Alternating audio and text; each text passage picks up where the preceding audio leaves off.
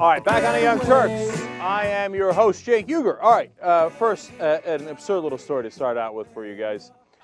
This was sent in by one of our listeners, DW in Boston, and I would have never seen it otherwise. It's a story about coming out of the Philippines. It's about how an Irish priest was kidnapped and then released by a group called the Moro Islamic Liberation Front. But this story is funny. Why? Because the headline is, Irish priest kidnapped in Philippines, released by MILF. I know. I'm a child. But I pictured a really hot mom running in there and be like, I got it, let's go, it's go time. But it turns out it is the Moro Islamic Liberation Front. And imagine their surprise when someone let him in on what MILF means outside of the country. They're like, oh, I got a great name. It is very, very tough. It's just Moro Islamic Liberation Front. MILF, MILF, MILF, MILF. Excuse me. Ahmed, I got a note here. That means something else in America. Could be unfortunate. Okay, by the way, I just gave them a quasi-Arabic accent, even though they're from the Philippines. Partly because I don't have a Filipino accent or a Tagalog accent, and partly because Arabic is slightly funnier. And that's what I got in my back pocket. All right, so one day I too hope to be released by MILF. All right, we move forward. Thank you, DW. That was a funny story. And by the way, it's just so you know, the priest is totally fine. He's been working there for 39 years. They took him, and actually, some theory was that MILF offshoot took a splinter group from MILF, had kidnapped him, but MILF stepped in and regulated and said, no, we don't do things like that, and they got him released. So now you know, something you might not have otherwise known if it didn't have the funny title. All right, you know what? Let's do it, guys. It's time. It's time. Let's not mess around anymore. Carrie Prejean on Larry King. She went on last night, and then she was just outraged by Larry King's questions. What's awesome is Larry King's total confusion as to why the question is, as she says, inappropriate. This is just classic Larry King, man. So let's watch as she pretends to leave and then doesn't. Carrie Prejean, she is the author of Still Standing. That book is available everywhere. We'll take a call or two for Carrie in a moment. You sued the pageant after they fired you. They countersued, and then you accused them of a number of things, including religious discrimination. Clearly an issue very important to you. Why did you settle? You don't have to tell me the terms of the settlement, but why settle since you had a fight to carry on? Larry, everything that was discussed in mediation, I'll say it again, is completely confidential. I'm not going to be able to talk about that. So I'm just letting you know that ahead of time. So you can't even say why you settled? That's not, how does that break what you settled for? I'm not asking you what the settlement was. I'm asking you, why did you agree to settle? It's a confidential agreement, and I am not allowed to talk about that.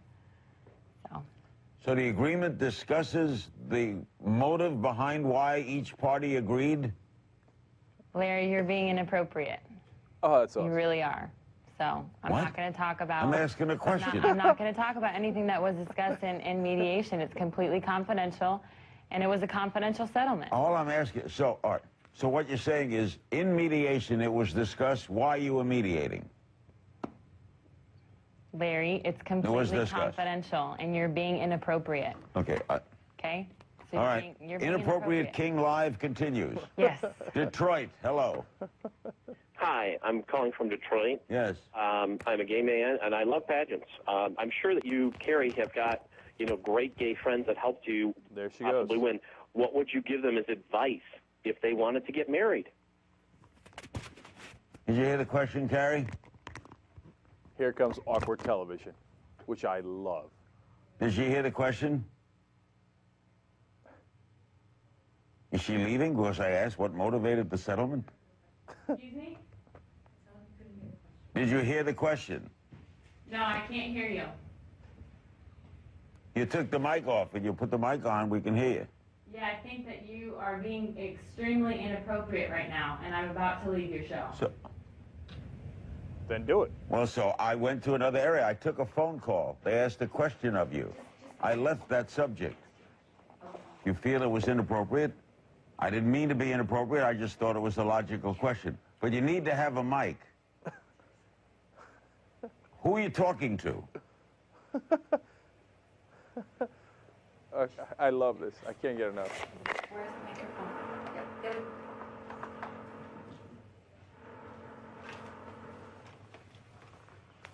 Hello? We'll be back right after these messages on Larry King Live. I don't know which part of that I loved more. What? Hello? Are you there? What's going on? I asked an inappropriate question. What was great is how shocked Larry King was. He's like, listen, little lady, I haven't asked a tough question in decades. I don't even know what I'm asking. I just asked you what happened in the settlement, and you freaked the hell out, man. Like, I don't think Larry King understands why she thought that was an inappropriate question. Because, you know, here's the backstory behind it. What happened in those negotiations is they came into the Miss California people, which they were going to sue, Carrie Prejean and her mom. They're like, I'll tell you what, you're going to give us a lot of money for all you did, la, la, la. And the Miss California people were like, oh, really? Why don't we watch this tape first and see what happens? And they put in a tape of Carrie Prejean going to work on herself. Okay. I mean, so now later she, on Hannity's program, said that was not a sex tape. It was just of her masturbating. Okay, whatever you like, right? So, but I don't think Larry King knows any of that, right? He's just asking what happened in the mediation. He's like, and then she's like, that's inappropriate. He's like, what? Why would that be inappropriate? Oh, that was so much fun. And then I'll tell you what, because I'm a very bad man, every time she said, you're being inappropriate, I was a little turned on. I tell you what, you got to give her credit for this. She is hot, man. And the way she's like, you're very, very inappropriate. I thought, I am, aren't I? And oh, by the way, who's she talking to? Of course, her publicist. And she's already a diva. She's on top of the world. She can't be bothered by Larry King and his inappropriate questions. She'll walk off, except she didn't, because she's like, TV, camera, must make love to it. Right? She couldn't. She wants to leave, but she can't. Okay. She's drawn back in. And Larry, I don't know what, I don't know what shape Larry's in. But Ben Mankiewicz sent me a clip. I don't know if it's related or unrelated last night, but I loved it. I hadn't seen it. It's another time that Larry King was trying to say E. coli outbreak. And it's just funny. Let's watch it. Clip number 14. He's been litigating on this issue since the Jack in the Box E. coli outbreak. E. coli outbreak.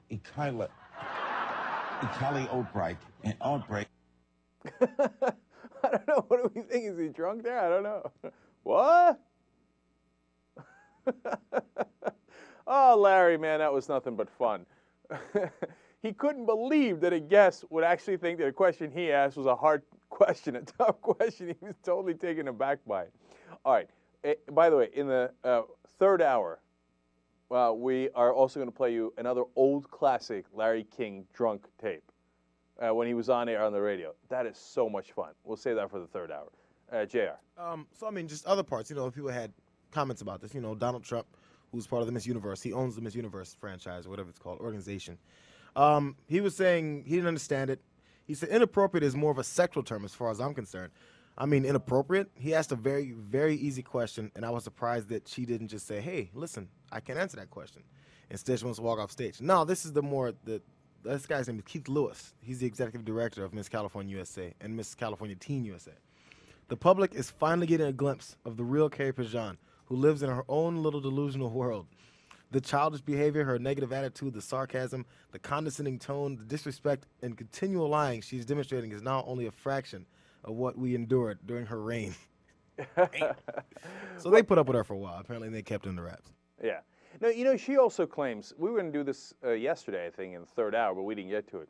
She claims that they pressured her into the boob job, and then that guy, Ken Lewis, I believe it was, like felt her up and was like, okay, your ass is this, but your tits are that. Okay, et cetera, right? But he's gay, right? So it's not like he was doing it for sexual pleasure. He was sizing her up. But I believe her on that side, to be honest with you. She seemed to have a credible story. And it's absurd that they, encourage these girls to get boob jobs and do this whole thing. And now she says she doesn't want to do it anymore. And she thinks that whole pageant thing is nonsense because, she feels scrutinized. Oh, and that when Trump came in, this was the funny part. Trump came in the beginning, and apparently he does this the second time at least that I've heard about this or read about this. He'll come into a Miss USA pageant. He'll, before the pageant begins, and be like, all right, that one, that one, that one, that one, that one, that one, they're hot. You go over there. The rest of you are so-so. Good luck. Okay, and the ones he picked makes it into the finals. Plus some others later. Then the judges get to pick the 4 other ones or whatever, right? But he does that, and she said she felt humiliated by that, and a lot of people the girls were crying afterwards. Why? You came to get judged on your body. And so Trump, who runs the thing, who owns the thing, judged you first. Who cares? Him, other judges, what's the difference? Right? She's like, I felt kind of cheap. Didn't you get that sense when they made you put on a bikini and walk around nearly naked and have the guys look at you and go, yeah, well, that ass is pretty nice. That breast could use some work. That didn't do it for you, but when Trump checked you out, that did it? Oh, please, come on. She's like the world's biggest hypocrite. But it's so obvious from everything you watch. But that one's going to stay with me. You're being very, very inappropriate. All right, come on. Let's take a break. Let's come back and do a serious topic. Should we be keeping very serious child offenders? And we'll talk about Lee Boyd Malvo, too, the sniper kid. Should we keep them behind bars forever? Dalia Lithwick of Newsweek is going to join us. Young Turks. Mother, can you keep them in the dark for a while? All right, welcome to the Young Turks. We got a great hour ahead for you guys. Amy Goodman will be on the program in the very next segment, and that ought to be very interesting. It's great to talk to her when we get a chance to do that. And a little bit later in the program, Orly Taitz. We find out some sexual liaisons she has had. That is in a lawsuit. Someone wrote in a complaint what naughty things she might have been doing while she was going to get herself in some sort of birther trouble. Could have led to a couple of different kind of birther troubles. All right, so that's a little bit later in the program. But now let's start off on a very important note, and that's the Afghanistan war. Apparently, Barack Obama was presented with 4 different options in Afghanistan, and this was by the military, of course, and it had a range of 40,000 troops that bringing in, General McChrystal's suggestion, all the way down to about 10,000 troops. And something very positive happened. Obama looked around and said, all right, how about the option where we don't bring in any extra troops? And I was enormously relieved to find out that that is what he had asked for the generals. I mean, these generals, they drive me crazy sometimes. Oh, you generals. Yeah, how is, not bringing in more troops not an option? Of course that should be one of the options. Now, of course, the Republicans are putting on a tremendous amount of pressure to Obama, saying, oh, he's dragging his feet and he's being soft. Of course they're going to say all this. And he realizes there's a political price to pay if he withdraws from Afghanistan, because then the Republicans will say, oh, he cut and run. Of course, he said he was going to fight for Afghanistan, but he didn't. That's how the Democrats are, la, la, la. But you know what? At the same time, Obama's going to Dover Air Base and seeing the bodies come home. He went to Arlington National Cemetery a couple of days ago and attended some funerals. And he's got to realize that these are the effects of his decisions as commander-in-chief. And I think he does recognize that. Now, right now, if the leading contender apparently is a middle-road approach, which is not really that much of a middle road, of bringing in 30,000 additional troops. One, in a war, going the middle path is usually not a great idea, right? Number 2, that's not really the middle path. That's really damn close to what McChrystal wanted. Yeah, he wanted a lot of troops. You know that when Bush started the surge in Iraq, the amount of troops we had in Afghanistan was 26,000. That's it. Now we put in 68,000, and Obama's saying you're putting in another 30,000, which in and of itself would be larger than all the troops that Bush and Cheney had in there. While meanwhile, Cheney's criticizing Obama for not doing enough in Afghanistan. What a joke, right? But he views that as a middle ground. That's not a middle ground, man. That's full scale, full steam ahead. Now, what do I think about it? I told you about a week ago, I thought, that's it, no mas. With these fraudulent elections in Afghanistan, with the knowledge that we now have that Hamid Karzai's brother is almost certainly in the drug business, and in fact, he's working with the CIA and feeding us people that he says are Taliban or Al-Qaeda or terrorists, but that are in fact his opponents in the drug industry inside Afghanistan. I mean, this is a disaster. These guys are not locally supported. And what Obama's asking internally is the right question, which is, what's our end game? Okay, we put in the troops, and let's hope that things go well, and we bring down the level of violence, and we begin to protect the Afghani people a little bit better than we are now. And then what? And so far, apparently, according to the sources inside the White House, there's not a very good answer for that. I mean, if you package this whole thing up and hand it to the Karzai brothers, okay, I mean, you've created a quasi-dictatorial system there that doesn't have very much popular support. And that's assuming everything goes well, given that the Karzai brothers are running the show in Afghanistan.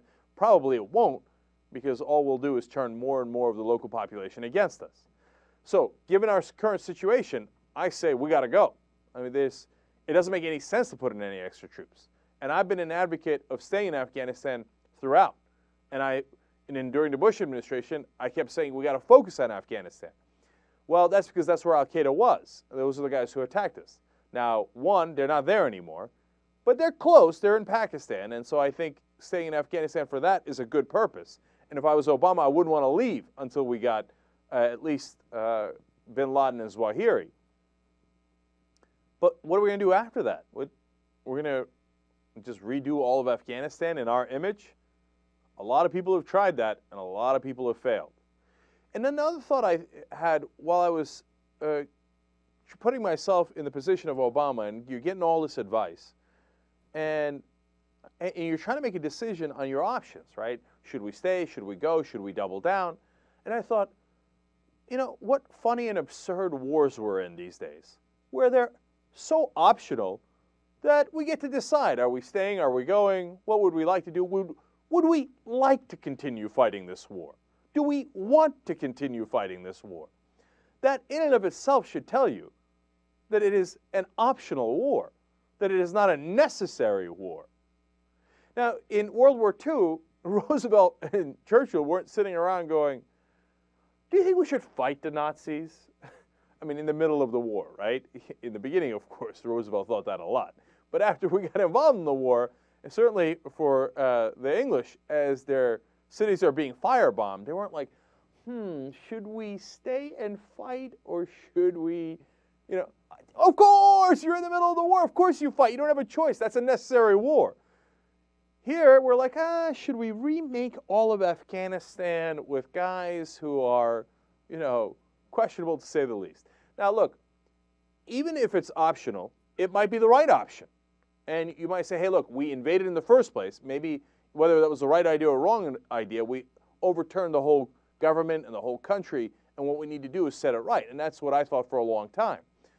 But that's only if you have a prayer of getting it right.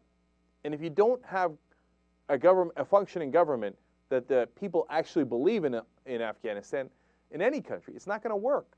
So he's going to announce apparently in a couple of weeks what his decision is. I'm very encouraged that he told everybody, hey, I need more options. But I'm not encouraged on what is the leading candidate now. And if it comes out that, you know, and he comes out on November 19th or whenever, or after Thanksgiving, and says, yeah, we're staying and we're going to double down, we're going to send 30,000 more troops, at this point it looks like a fool's errand. For what purpose? To, you know, yes, get bin Laden, that's a good purpose, but you're not going to rebuild Afghanistan. It's just not going to happen with the partners you have on the ground. So let's see if he has the courage to make that decision. And keep this in mind. It would take, I think, yeah, I was going to say tremendous, and I think that's right, tremendous political courage to say, no, this isn't working, and we're going to withdraw from Afghanistan. Because the Republicans would rain down fire on his head, political fire, They'd say, oh, look at this. We told you if you elect a Democrat, all they do is cut and run. But you know what? All those troops in there dying for no reason. That's got to weigh heavy on your soul, too. I hope at least that it does. So we'll see how it goes. One final note on that. How does it break down within the administration? Who's telling him to stay? Who's telling him to go? This is an interesting turn of events. Well, it turns out on the Let's Stay side, we have Joint Chief Staff head Admiral Mullen. That's not that surprising, but he's a reasonable guy, so I'm only a little surprised by that. It's Defense Secretary Robert Gates. He wants to stay, and apparently Hillary Clinton, Secretary of State, obviously, wants to stay. So that's a little disappointing on that side, because I think a lot of those people are very reasonable, and I think that there was a reasonable case to be made before the elections. But on the side of going, here's the interesting surprise. We know Biden, Vice President Biden, thinks that it's not a good idea. But get a load of this. Rahm Emanuel saying, you know what? Not a great idea. Maybe we should think about leaving. Now, Rahm might be thinking ahead. And look, maybe I'm being unfair to Rahm Emanuel, especially in a case here where I seem to agree with him. But he's a very political creature, and he's got politics running through his blood, and that's part of his job. He might be reading the tea leaves going, look, yeah, maybe the Republicans kick our ass in the short term with this and do a lot of demagoguery and browbeating, but look at the polls. The American people are not in favor of this. And the Afghanistan war has turned very, very unpopular, so maybe it might be bad politics to stay in Afghanistan as well. Now, I don't know if he's doing it because of the politics or the principle, but either way, good note here, Rahm Emanuel appears to be on the right side of this issue. So we'll see what the president decides. It's a very important, very weighty issue, and he'll decide soon. All right, let's take a quick break here and come back with Amy Goodman of Democracy Now! Young Turks. All right, back on the Young Turks. Let me thank some members real quick. Member number 1070, Davy Jones Locker. Is that his name, really? That's what it says. Okay. And right afterwards, 1071, Paul Fenton. They both... That's his name, Paul Fenton? I know, it's crazy. Ben stayed, by the way, in case you didn't notice. So they both signed her up right around at the same time, but in 2008. Mm-hmm. So, of course, we appreciate it. Now, they're nearing their one-year anniversary. That's right. They just passed their one-year anniversary, so congratulations. Get yourself something nice. Yes. Now, in the post-game show, it's going to be too many things. Adam Green destroying conservative on MSNBC. We're going to break that down, game footage. South Park destroying Glenn Beck. We're going to break that down.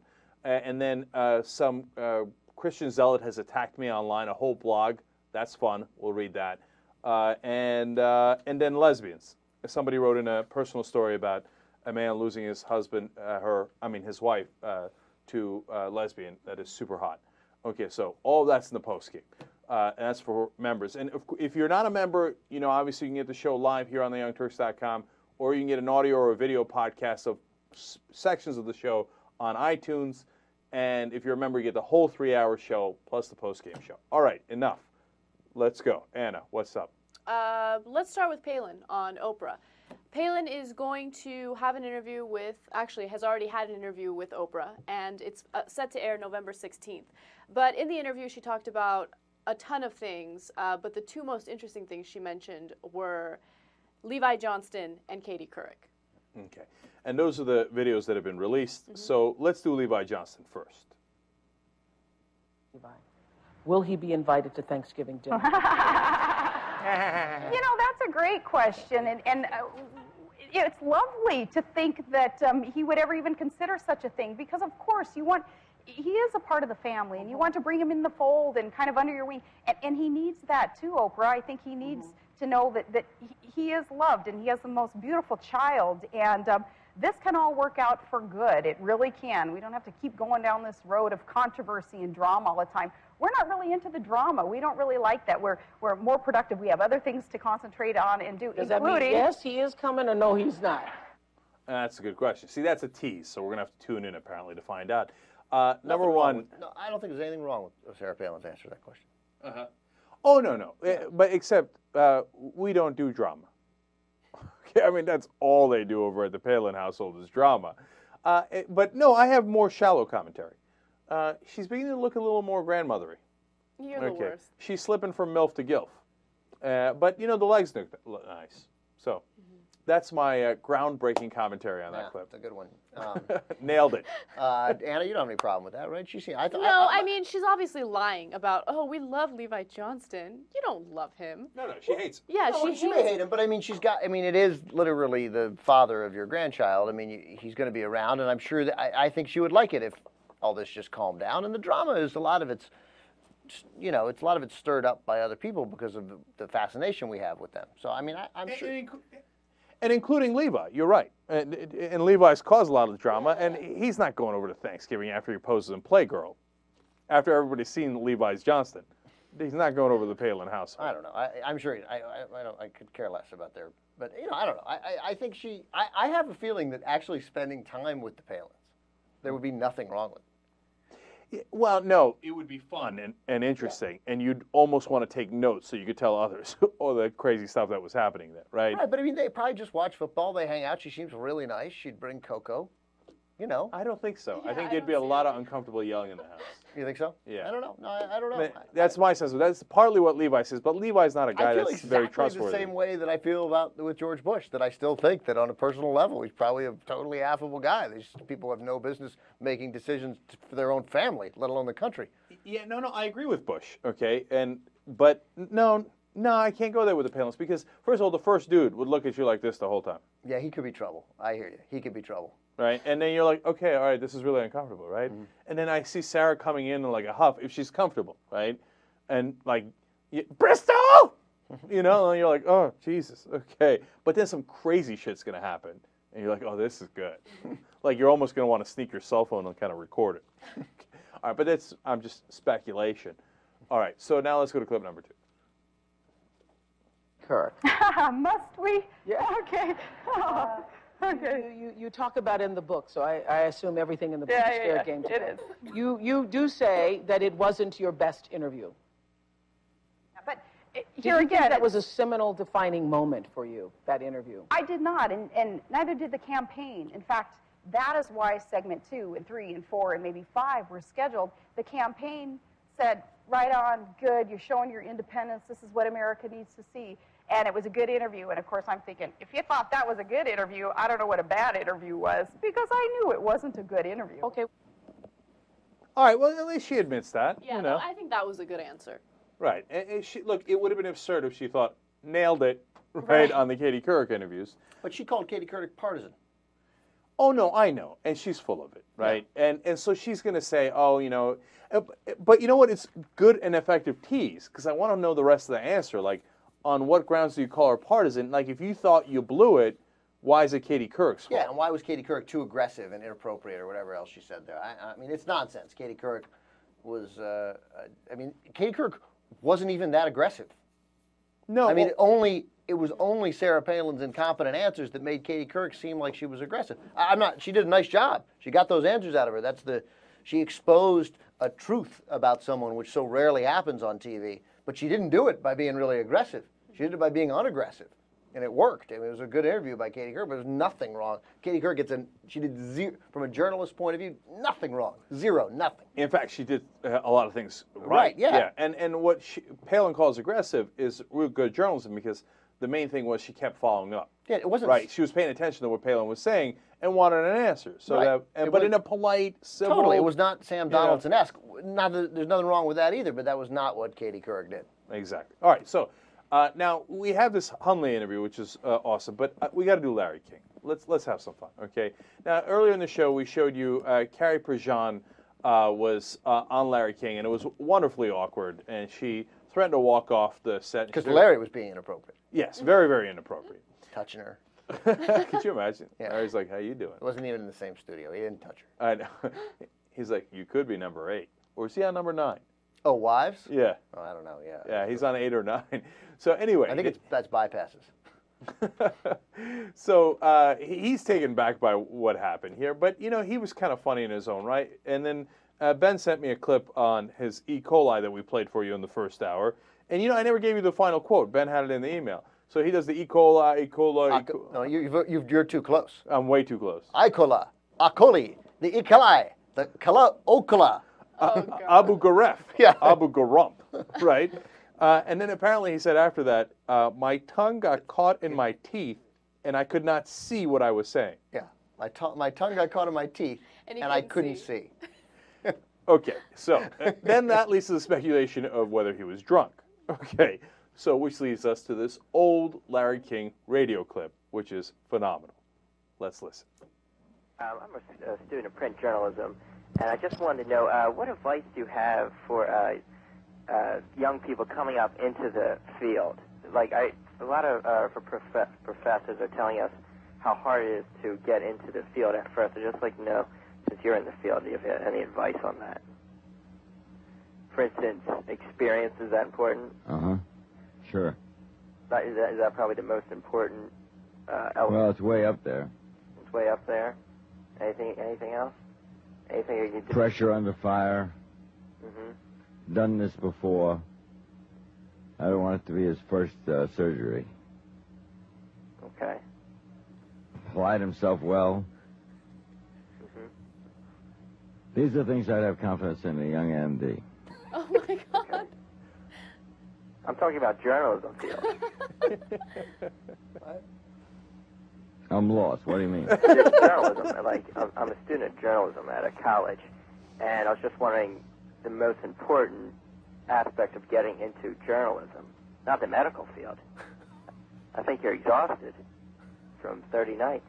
I am exhausted from 30 nights. No person, even those of us who are superhuman, those of us with Herculean appetites for the diverse and the bizarre, even those of us who have shown an aptitude to fight the good fight and stay the good long battle, even those of us can get tired. And your boy is tired after 30 consecutive nights. I have a half hour to go, and I'm going to do that half hour because I'm a pro. That's what pros do. I'm a professional. Look it up in the book. That's what we do. We're pros. We're never rude. We don't cop out. We don't tell you that we're ill or that we're looking for the farmhouse in the middle of the desert or that we're parched. We don't tell you that maybe the check didn't come through this month, and where the hell does it go anyway if you're a guy who's left 16 forwarding addresses. Okay. So what do you do? What is the answer? Yeah, you're a little perturbed now. Kind of worried about the club. Don't worry about the club. Worry about maybe Jackie might worry. Nah, don't worry. Okay? Just cool it. Life is a breeze. Of course, some breezes, as you know, are 110 miles an hour and get promoted up to hurricanes. I just thought I'd pass that along. Speaking of pass it along, we're going to pass along now to the newsroom, the Mutual Newsroom, high atop the overlooking beautiful downtown studios of Washington, Virginia, Washington, D.C. The Mutual Newsroom will get us up to date on the news headlines, and we'll come back with a little more open phone America. We'll have our salute to my man, Duke Ziebert, by taking him to one of his favorite places, one of mine, too, the town of Cooperstown, New York. This is the Larry King Show in Washington, and we'll be right back. And I'm drunk. You know, at first I thought there's some chance he's really, really tired, right? But the things that convinced me that, no, that was not the case is he goes off on a little tangent, and then he's like, is that Roswell? Nah. Right. And then Rosalind. That's a Rosalind temperature. Yeah, I was like, okay. Larry, I see you. Come on, how great is I'm a professional. Look it up. That was my favorite part. Look it up in the book. That's great. Look it up in the book, right? Yeah, I think so. Yeah, I'm a professional. Look it up in the book. And then also, I think he called himself a sexual deviant. Oh, you think so? He's like, even those of us, even the superhuman ones, those of us with the Herculean appetites for the bizarre and something, you know. But I mean, he has a Herculean appetite for the bizarre. I mean, that means, you know, that's Marv Albert. I didn't get the sense he was going in that direction, but who knows what direction he was going in? Because, I mean, he was as loaded as you can get. Now, where the hell does the check go if you're a guy who's left 16 forwarding addresses? Yeah, I wonder who he was talking about as he went from town to town. Right, town to town, wife to wife. Yeah, that's true, too. God, how is that for fun? Cool That it. was hilarious. I love how... Oh, yeah, that's my Cool it. second favorite part. Okay, cool it. And the guy's like... Cool what? What?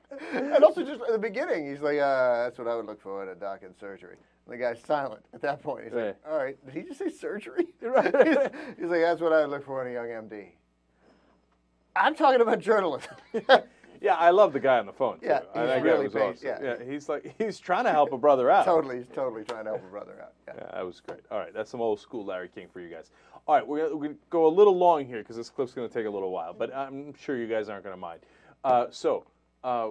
Set up the Hundley clip for us. All right, so Brooke Hundley is the production assistant from ESPN who had an affair with broadcaster Steve Phillips. And she has finally come out and talked about her situation with Steve Phillips. Finally come out and talked about it. She already talked about it one time in a freakishly inappropriate letter.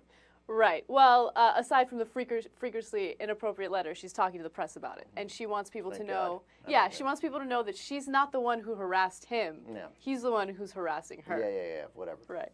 This is a hilarious interview. He may have harassed her. It doesn't matter. She has lost her right to stand on any sort of honorable stage. Right. As we watch this interview, I want you to take notice of the questions that are asked and questions that are not asked, especially if you know the whole story. Right. So let's watch it and then come back and tell you the things that were not asked as well. You've been called obsessed, vindictive. I'm sure you've heard some of this. What do you say to that? I think people are so quick to make a judgment. It's almost like, here's a great story, here's a great chance for me to destroy a person without any sense of really thinking about the fact that there's a human being behind those words. Oh. I've been called things by the public that no woman should ever be called. Saying what? I've been called the C word, I've been called a whore, I've been called a homewrecker. Was there a moment in all this that you felt like, my life is forever changed? I can never go back. When not only were tabloids covering it, but legitimate news was covering it, when Jay Leno was using my looks as part of his opening monologue to get a cheap laugh. There's Steve. Okay, there's his wife. There's the mistress. Put them together. What was he thinking?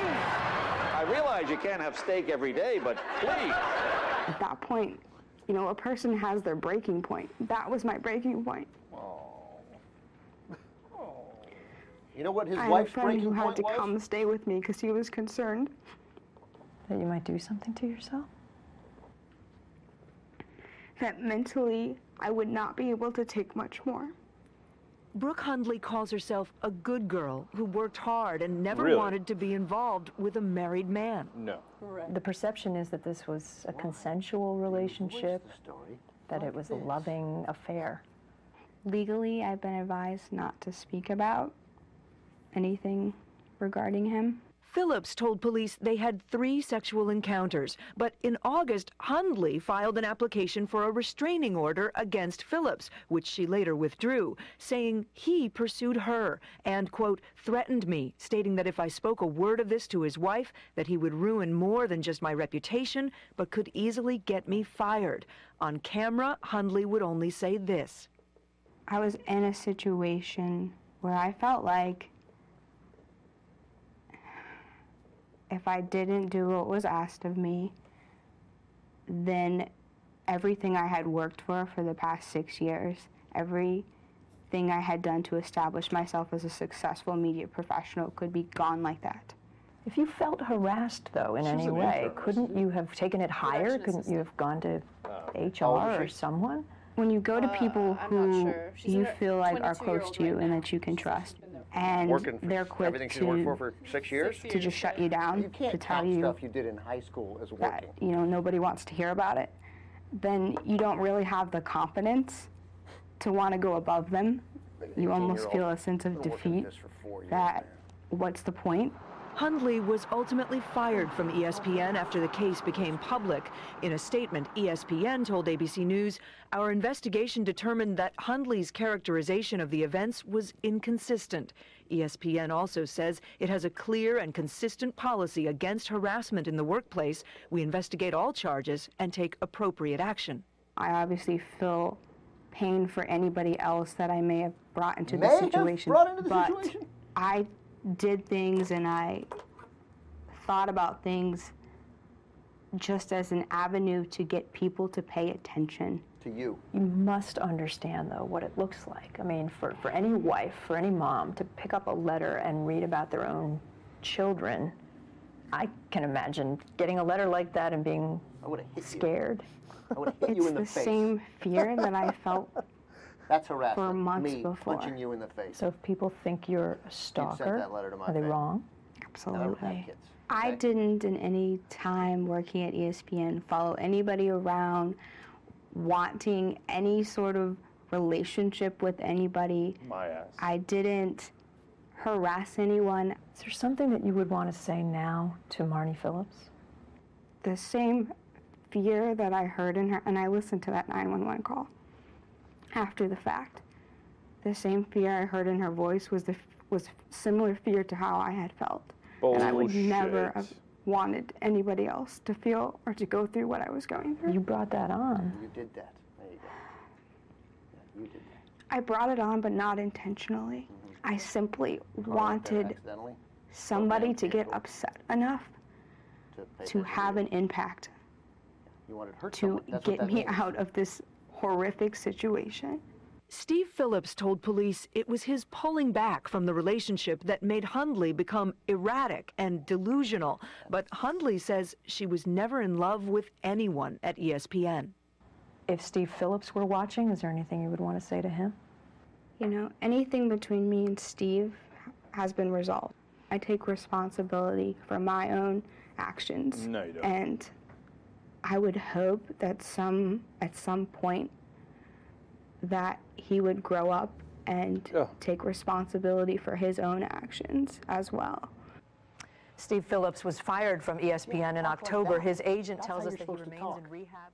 Don't talk like this. Talk like that. Yeah, I feel like she paid ABC for this interview. Like, okay, you guys are going to be my publicists here. You guys need to make me look good. Because this was all a way to get the public to feel sorry for her, right? And, yes. And I hate when women accuse men of harassing them when it's so clear and evident that harassment is not the situation here. Okay? Yeah, because it minimizes all other harassment claims. Exactly. And that's why it's so bothersome. Look, let me just make one very important point here as a way of framing it. So, like, people made fun of the fact that she was ugly. Look, we did it too, okay? I'll be honest with you. And I wouldn't have done it if I thought she was a good person, right? But she's not. And what ABC never told you in that interview is not only that she went to the house and gave the letter to the wife, and where the kids could have seen it. And big details about their kids, like that was the... Right. But I think the critical part was among the many things that she did wrong, she reached out to the kids through Facebook. Yeah. And befriended them under false pretenses, and then started asking about their parents' love life. Yeah. No. Now, you reach out to my kids like that, I'm going to reach out to you. No, okay. Also, so that's why it's bullshit. Right. And that's why ABC, that was an unacceptably softball interview. You got to go and say, hey, look, wait a minute now. You did this Facebook thing. You got to understand that sounds psychotic, right? Yeah. If you have an explanation, that's why we're doing the interview. Tell me what the explanation is. The explanation sounds like you Right. were in love with him and he pulled back on the relationship. If anything she says about Steve Phillips saying, if you do to reveal this and if you tell my wife, I'll ruin your career. I couldn't fire Steve Phillips fast enough. That's Stop right, talking. yeah. Clear out. You're done, and we're gonna make sure you don't work in this business. We're gonna do all I can, make everybody know what you did. Steve Phillips sounds like a cretin in this, but I don't know because from her, she's so unstable, and I don't believe anything comes out of her mouth. And reaching out to the kids and sending the Facebook stuff to the kids and including details about the kids in the letter to the wife's bad enough.